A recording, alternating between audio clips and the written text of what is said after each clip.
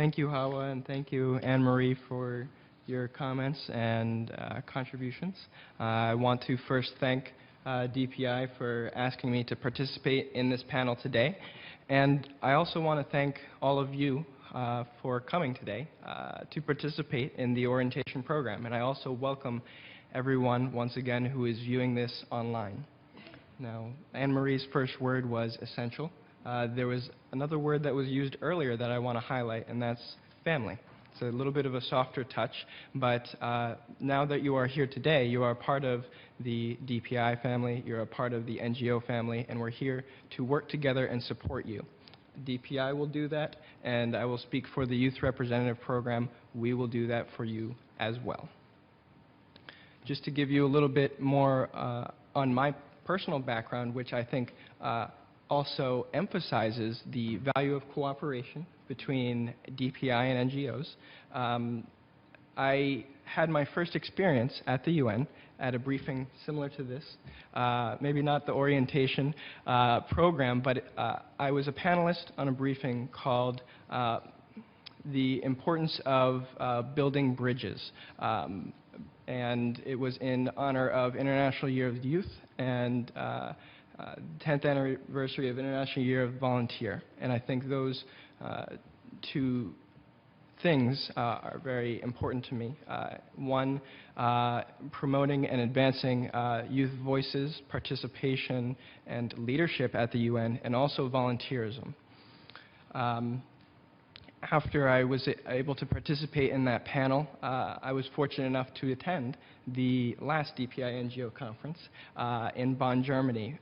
And by participating in the panel, going to the conference, those were two very quick events that opened my eyes to how many opportunities there are for not only young people, but NGOs as well.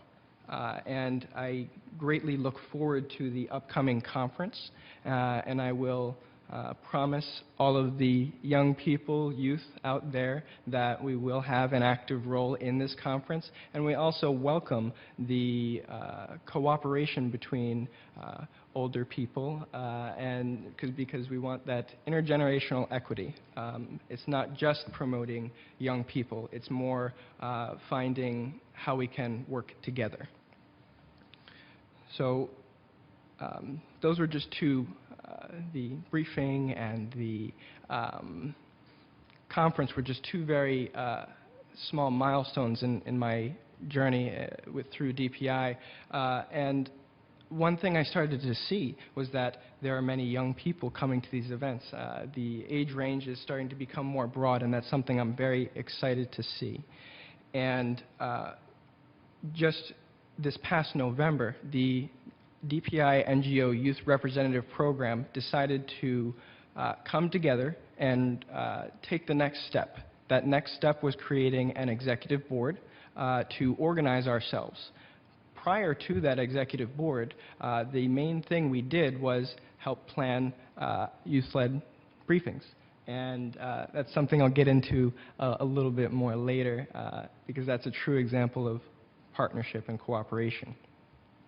But this past November, when the executive board was formed, I was honored and fortunate enough to be elected as chair of that board, and I was blessed with a number of motivated, passionate youth reps to serve by my side. And I would also like to note that while my name might be up here right now, it's been truly a team effort. My name might have been mentioned for Twitter or social media, but we have Alexandria and Emmy sitting up in the front row who are prolific tweeters and social media mavens. And it's not just them. There are a number of youth representatives who are not in this room as well, who help make us a strong program. And that is an example of youth helping youth, but we're also here to serve as partners in co-management of activities and events.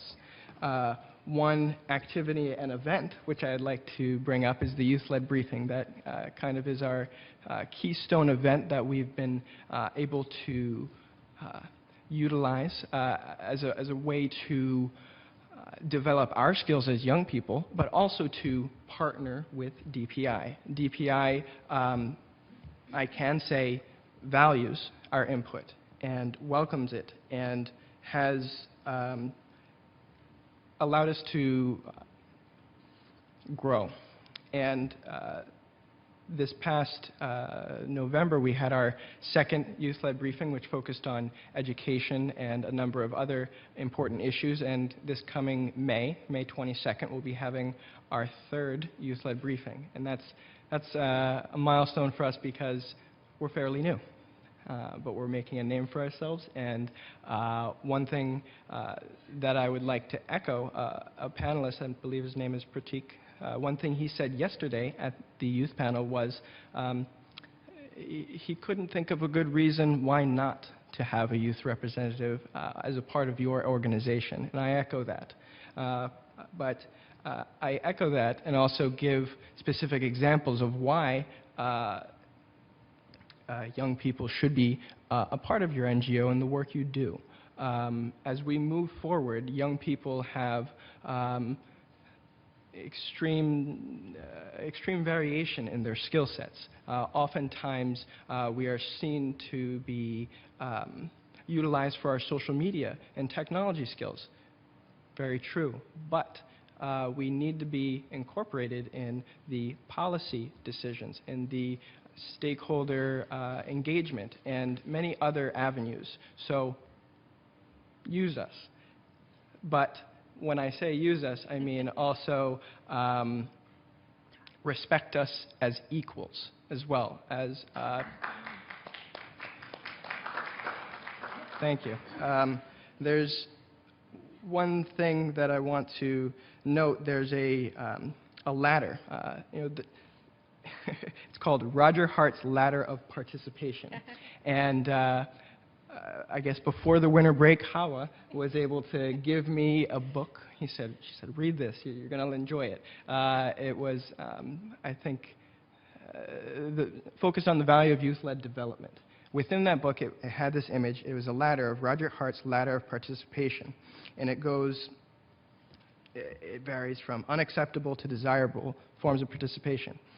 Tokenism is just having, is an adult-led initiative, just having a youth be present but not active, and oftentimes not even consulted. There are desirable and undesirable forms of cooperation. That is not desirable. Moving along the ladder, it could be an adult-led initiative, but young people could plan and execute it. And it ends in the final and most desirable form, which is co-management. That's adults and youth as equal partners in the design, management, and implementation of the project. I believe we all have an important voice to play, and as members of civil society,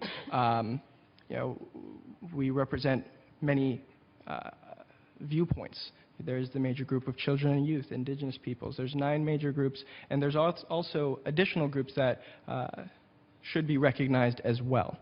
But I just wanted to highlight the value in youth representatives, and I'd be happy to continue the conversation on how we can work together. But one thing that I would like to say and reiterate is that DPI has been a true partner in helping us grow and develop, and we value that. So one thing I want to close on is one that I think is meaningful to me, I think relevant to this group here today. And my mom actually shared this quote with me, and it says, "Look back and learn. Look inside and feel. Look forward and lead. Look around and unite. Look across and join. Look in the mirror and be you." So with that, I will close, and you can figure out how you personally fit into the UN system, but you just know that you have a home at DPI, but go out and find out what is meaningful to you, and we will support you in that initiative.